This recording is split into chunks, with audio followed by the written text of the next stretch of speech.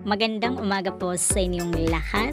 Narito po ang bagong update kay Miss Charm Philippines na walang iba kundi ang pambato ng Pilipinas na si Miss Kayla Jane Carter na kung saan ay Star of the Night sa isang gala night ng Miss Charm 2024. Nakasalukuyan pong ginaganap sa bansang Vietnam. Narito ating panoorin.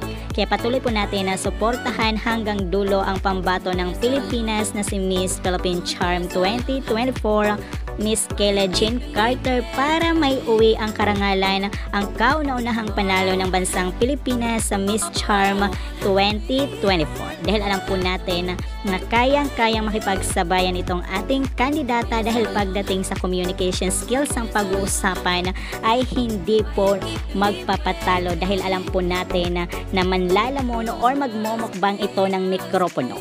At pagdating naman sa kaniyang signature pasarela walk ay ibang-ibang maglakad itong ating pambato dahil kinakain ang buong stage nito.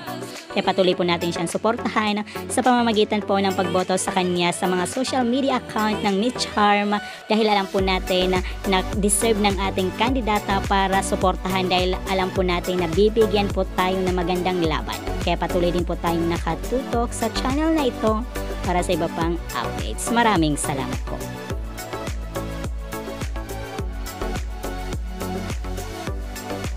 Ano kaya ang masasabi mo rito?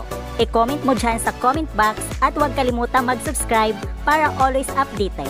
Ako po ang inyong lingkod, Akiko Umali. Maraming salamat po.